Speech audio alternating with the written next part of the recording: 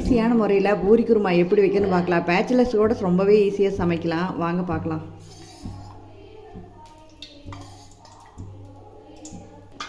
எண்ணெய் காஞ்சது, சோம்பு கிராம்பு இதெல்லாம் போட்டு தாளிச்சு விட்டுக்குவோம்.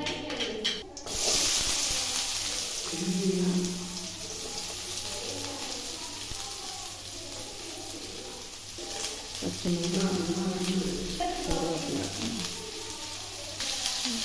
இப்போ கல் போட்டுக்கலாம். நல்லா வதக்கலாம். வெங்காயம் வதங்கினே தக்காளி போட்டுக்கலாம். தக்காளி நல்லா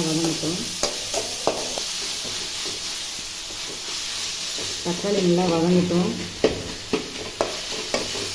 இதுக்கு வந்து காரம்னு பார்க்க போனால் பச்சை மிளகாய் மட்டும்தான், வேறு எதுவும் போட போகிறதில்ல. அதனால் கொஞ்சம் காரத்துக்கு தகுந்த மாதிரி போட்டுக்கோங்க. இப்போ இஞ்சி பூண்டு பேஸ்ட் கொஞ்சம் போட்டுக்கலாம். போட்டு நல்லா வதக்கி விடணும்.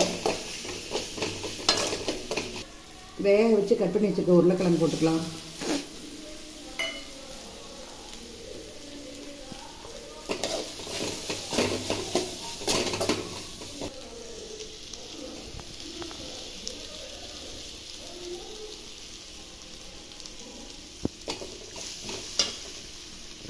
இப்போ கொஞ்சம் மஞ்சத்தூள்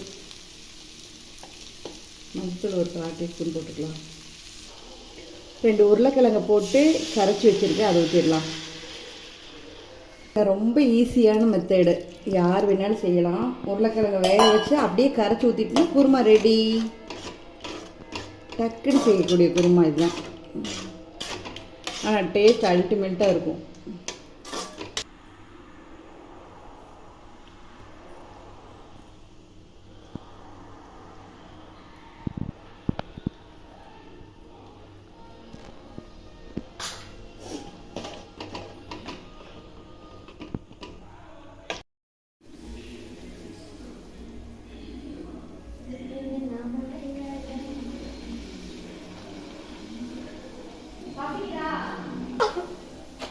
தட்டு மேலே வைங்க ஒரு நிமிஷம்.